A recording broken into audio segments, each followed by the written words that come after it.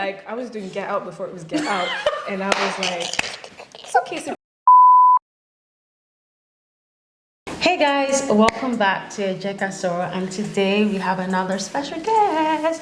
We have Sabrina. Hello, thank you for having me. You're welcome. For anyone who don't know, like, Sabrina is a talented lady. She is actually talented. She's a musician. She's an actress. Like, she has everything, you know, like maybe it's the Congolese in her or something, who knows, but yeah, so do you want to just share a little bit about yourself and what you do? No, I'm kidding. I know, let's reload it. Like Annie said, I am a singer and actress and all-around performer, essentially. I've been singing professionally for about, coming up to 6 years. I studied acting at uni and do a bunch of other stuff that we can talk about later. But yeah, that's just to wrap things up right now. But yeah, like the whole, like, you studied acting when you were in uni, was like growing up, were you surrounded by people who did, like, were you surrounded by those kind of like field? No, like, that's the funny thing. I was always surrounded by like the aunties and the mums that were around me who would would hustle hard. Yeah, like, they'd be working, they'd be cleaning, they'd be cooking, they'd be at care homes, they'd be at hotels. So for me, what I got from that was like hard work. I definitely got that. But what really inspired me into like performance and acting and singing in general was like the stuff I watched as a kid.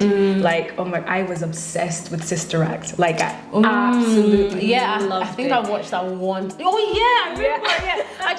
I was like, with Sister Act. Yeah. I remember. Yeah, no, I was obsessed with Sister Act, and I used to watch it on repeat. And like back in the old days, you had to go to the library to like rent out the cassettes. Yeah, that's true. Remember that. Yeah. Remember that. Wow, I mean, So for like the time that I would like rent it out, I'd watch it on repeat, and I would learn all of the songs, and I was just like, yeah, this feels right, this feels good. So I think that's where it came from. So like when you graduated from university to do like your acting, like, was that something? Did you go straight into that, or when did music come into it? Well, music came in when I left high school. So I left high school, and funnily enough, I wasn't going to pursue like performance at all. Like, the plan was to go to uni, learn more about French, because I speak French, and learn more about French, and then become a translator. And then at the time, I was doing like a youth music kind of thing. It was like X Factor meets Britain's Got Talent. Oh, okay. Yeah, and the choreographer there like was asking me about, so what's your plans after you leave school? And I literally told her, I'm going to be a translator. And she pulled me to the side and was like, Sabrina, no. Here's where, why not? Like, I was literally like, okay. And then she was like, here's where you can research. Here are schools that you can look at. But I think it would be such a waste for you to give up like this pursuit of performance because you're born to do it. And I was like, oh my gosh, really, Sharon? Is that what you're thinking? Like, thank you. Yeah. And then like after that, I went back home and I applied for auditions to drama schools, to universities for their like acting course and their performance course. And and like that's when I was like, okay, cool, we can actually do this. We can actually pursue a career. And then so that was the acting side, that was like the educational side. And then the music side and the singing was more of like a hustle. Like I was singing with Erin. We were originally Mandela and Hepzibah, and then we became Kodak Ghosts. But we hustled hard. Like, I remember like I used to see your stuff all the time. Oh, literally. It was like every weekend we would be gigging. And it would be sometimes like multiple gigs in a day, and it's just exhausting because you'd go to uni, you'd go to college, and then on the weekends you don't have like time to rest. You have to go work. So so we started doing that around by the age of 17, and wow, I'm still doing it my days. That is a lot. It obviously shows that you have a lot of like passion and drive towards that, and something that you love to do. Like, would you say it was a struggle for you as well? Obviously, being a person of color, like, would you say it was a struggle for you in that industry? Oh, absolutely. But I didn't realize it was a struggle till I realized. So I was just really excited to be working within the industry. And like when you get there in the first place, like you're really like, wow, this is amazing. I'm actually doing this. I'm actually doing this. But then you start noticing like the little microaggressions, the little like moments where you feel like you're standing out but not for the right reasons. So a lot of the time when we gig outside of Glasgow, I would step into like a gig venue or a pub or like a performance space, and I would be very aware that I'm being stared at. I'm literally being looked at, and I'm just like, what's going on here? Something okay? What are you looking at? Is there someone behind you? Literally, like I was doing Get Out before it was Get Out, and I was like, it's okay, Sabrina, we just gotta survive. I'm done. My sister is doing Get Out before Get Out. I'm done. I mean, actually watching that and you saying that, that's scary. Yeah. That is actually scary. And it's a real fear because you feel outnumbered. And like, obviously there's no real threat there, but you can't help but feel some sort of fight or flight mode, or some sort of like persona, or some sort of like mask that you have to wear to protect yourself. And for the longest time, like I got accustomed to it. But it's there. It's a reality. So like, what were the things that you felt like you had to overcome, like in that kind of industry with being like a person of color? Because you said that you struggled, like you felt like out of place and stuff. So a lot of the times, I don't know if Erin was ever aware of it, but we would go up to, say, the sound engineer to introduce ourselves and get to know like what's the setup, and they would address her but wouldn't address me, and they would think that I was like some friend who came with her, or I was like I don't know, roadie or something, and so I definitely had to like build up my confidence and step out more and be more like verbal in that sense, because you got to speak up, otherwise they're just gonna like look over you.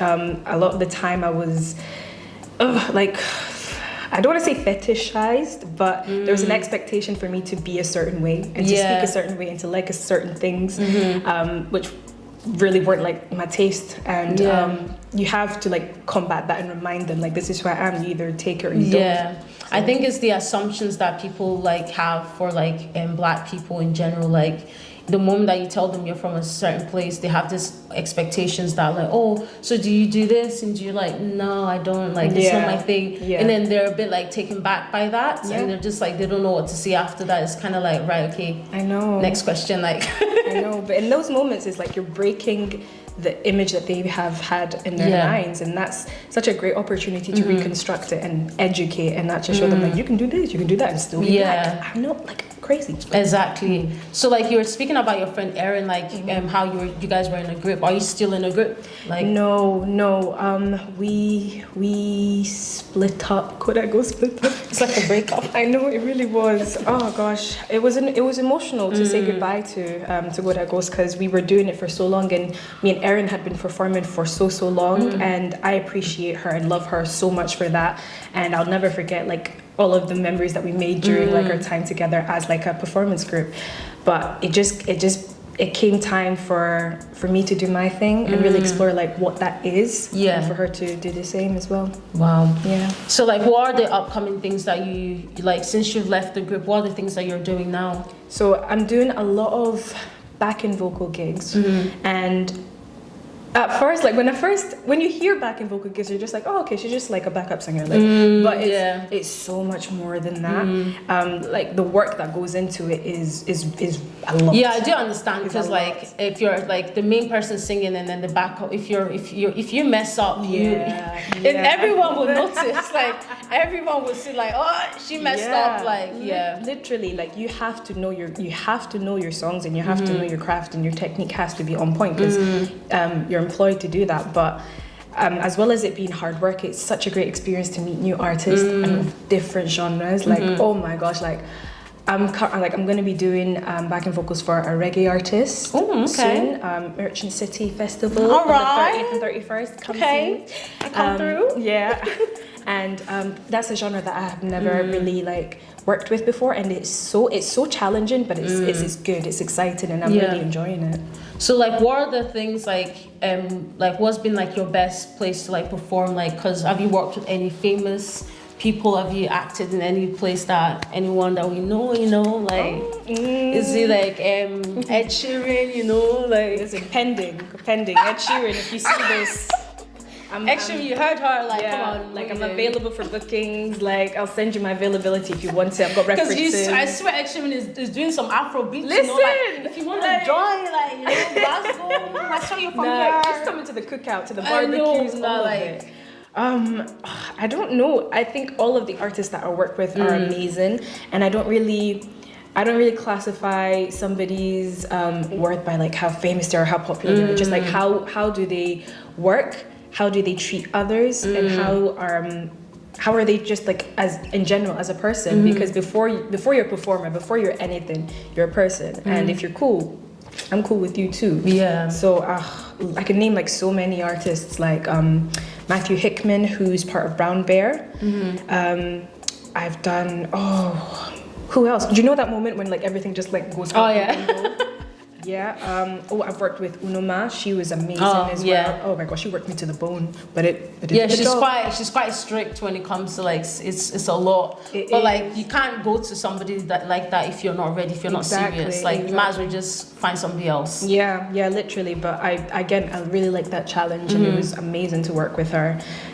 Working with Sabrina, who is doing the Merchant City Festival, and oh gosh, there's probably more artists. I'm so sorry if I've missed anybody out, but I've enjoyed working with the people I work with, and I like that I'm selective about it. I just don't go be doing everything because my time is my money, and I don't like wasting my money. So I'm really selective about who I work with. So I got to know that you're really cool and what you're doing is serious. Do you find it difficult sometimes to say no to some people because you know, like you said, it's like a hustle for you, like performing, singing. Do you sometimes find it difficult to say no if, like, let's say, quote unquote, you're broke and you need the money, but you don't want to jeopardize what you stand for? Have you ever felt like you've had to do that sometimes? In the beginning, it felt like that, but that was just because I was really young and I was still learning my way through the world of performance, the field of of this creative industry. But now I step up more about things I don't want to do, and I will say it respectfully, like just it's not for me, or I just can't do it at the moment. And I do so much anyway, so if I commit to something, I will commit to it like 100%. And I don't like doing anything half like arse anyway, so it's like if I commit to something, I've got to know that I'm gonna like commit my whole heart into it, and if I don't feel like I can do that, then I gotta step away. So now I can say no to people confidently, because I know that that's something that I kind of struggle with sometimes, because with singing, like when other people like call you or send you DMs and say, oh, do you want to work with me? You feel like, oh yeah, it's really exciting to work with them, but then it's not something that you want to do because it doesn't sit right with you, or it's not your genre, it's not something that you believe in. Because I feel like sometimes when you're working with just anyone, then nobody really knows who you are, like, or what you stand for, because it just kind of seems like you're floating about. So it's quite interesting that like you said, like you've gone through something like that, and you're able now to say no, I can't do it. I still low-key struggle with that. I find it really hard to say no to people. Like I even like even though I know that like I don't have the time to like work with them, like no, like maybe like even though I know I've done a whole 12-hour shift, I don't have time to be trying to listen to no freaking song and trying to write something. But yeah, it's very understandable. Like another thing was, you said that you went to acting school. How was that whole experience for you? Oh, that was so difficult. Like I actually have to like hold my eyes when I think about it, because I'm like, how did I do it? So my university was in Edinburgh, and at the time I couldn't afford to live there, so I commuted there and back every day. That's long. And it was, and like most creative courses are 9 to 5 Monday to Friday. So literally, like I would get up at 6 o'clock in the morning to go catch that 900 to Edinburgh, and then sleep on the way there, do my thing, come back, sleep on the way back. And it was so tiring, but it was so worth it. Like the stuff that I learned from uni was so valuable, and I didn't plan on going to uni because I went to college first. And then I was talking to my lecturer at college, and I was like, I think I'm ready to go out, but I'm so glad that I continued with the course, because there was just so much that I didn't realize. And the funny thing is, it's like a lot more business mindset that you that you forget that is involved in like the creative industry. So uni was really helpful for that. So in terms of like the when you've graduated from uni, then were you able to like go into like more like kind of gigs and stuff in that area? Okay, see, I was meant to, and then pandemic. I swear, pandemic, man. Like, oh my gosh. Please don't come back again. We don't want it. We don't want it. I'm telling you, like, I had so much lined up. I was going to perform at the Edinburgh Fringe Festival. I had auditions left, right, and center, and then the world said, "Nah, you're all grounded," and that was really difficult. But after that, it was like things started to pick up, and the good thing was that I got work through referral. So I don't have an agent. I don't have like somebody that represents me. So like people that have worked with me were like, "Oh yeah, I remember working with Sabrina, or I remember doing something with her for uni. So maybe she can do this thing with us as well." And that's when like the job started to pick up, and I was loving it. I was loving it in I think is it 2021? No, 2020. Or was it 2021? I don't know either Probably 2021, because that's when things started to like that makes sense. So in 2021 I did a feature film, and then I did a sitcom, I did a bunch of adverts, and then it was like stuff that I've forgotten about, and then people were like, "Oh my gosh, Sabrina, I saw you on YouTube. Oh my gosh, that's crazy. Is that you?" I have not seen you. Like, have you been posting though? No, I don't post. Why? Because I'm bad at social media. It's not about that. It's not about, do you want us to support you or not? Because it seems like you don't. Does she?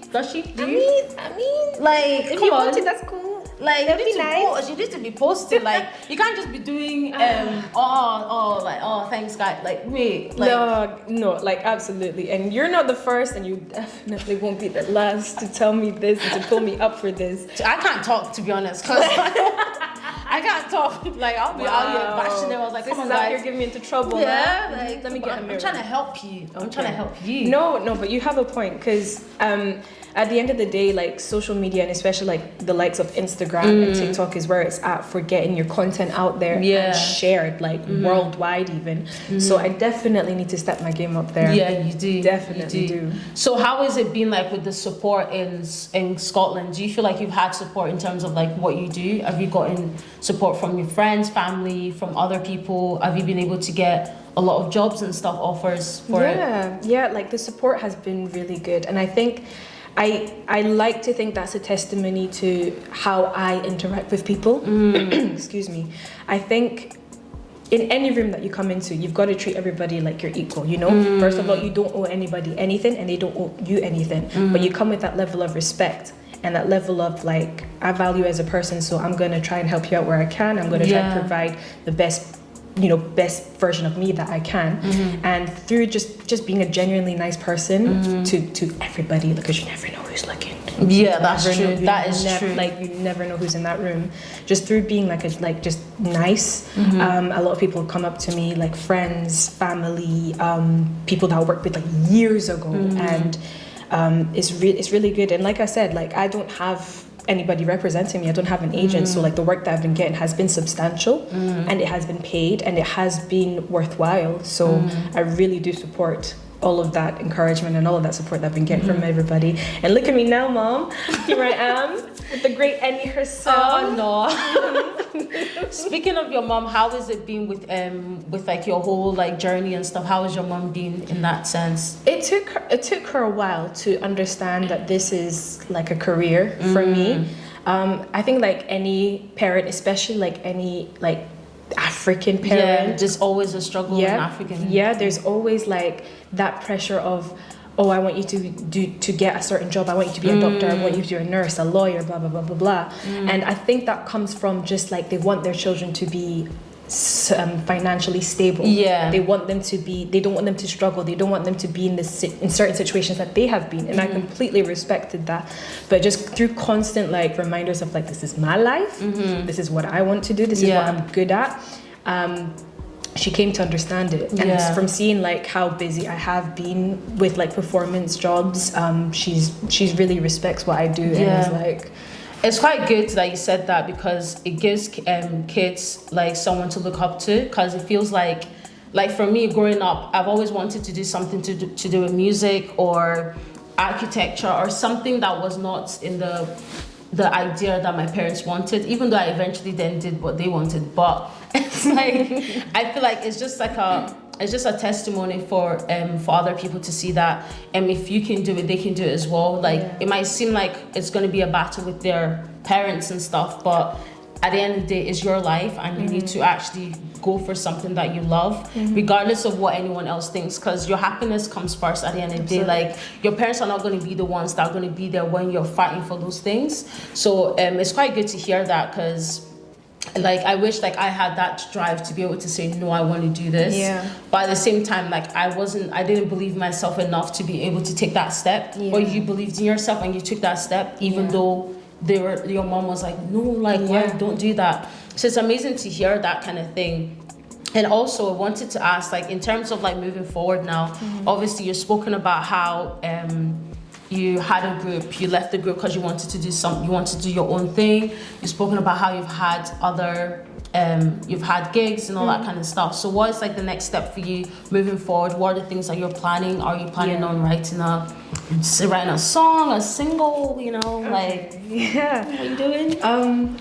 Yes, to all.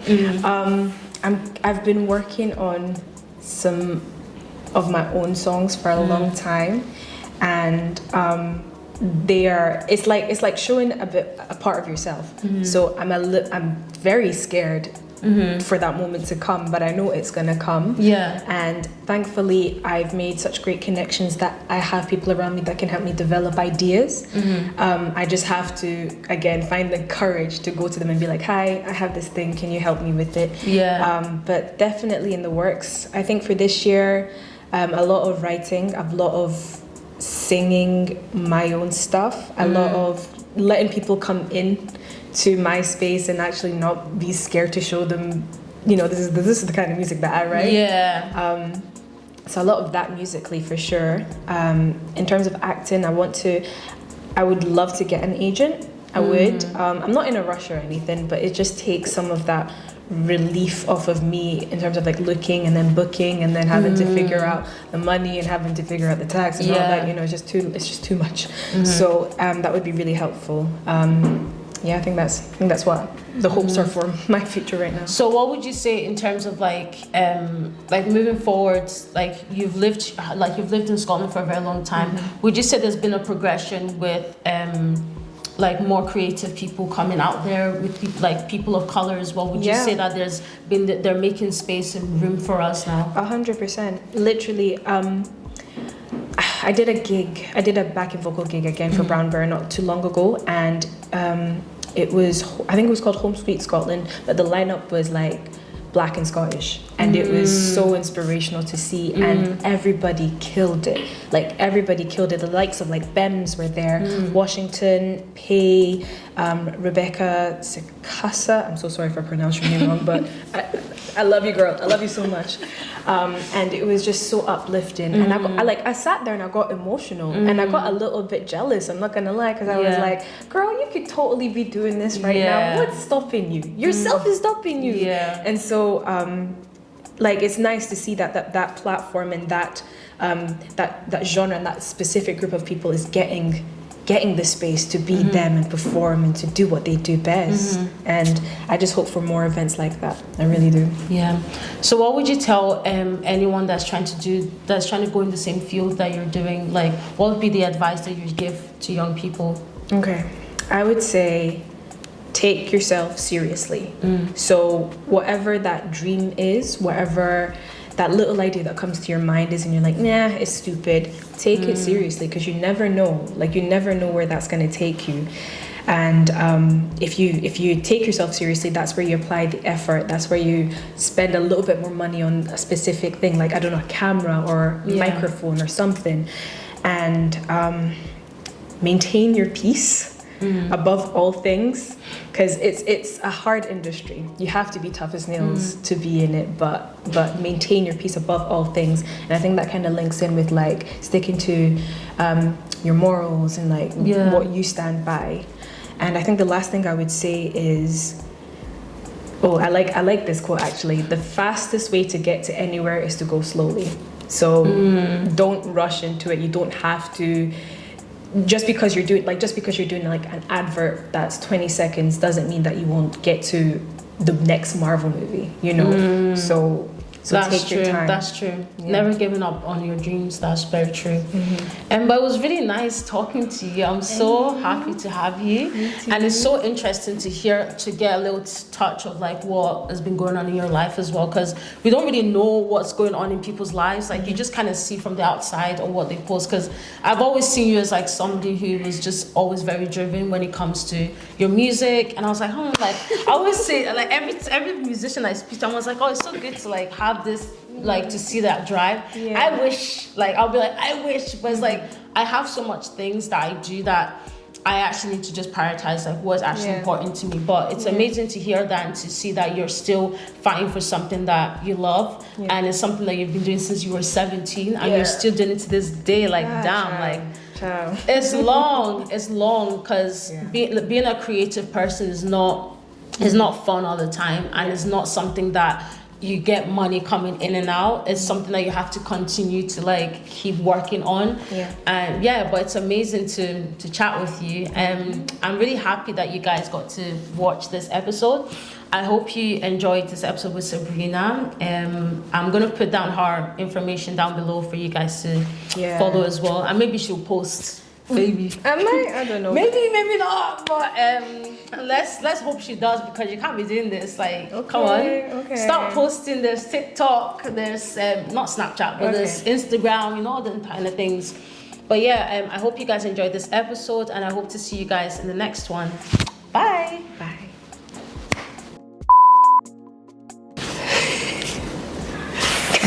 Sorry. Okay, get it out now. Okay. Take two.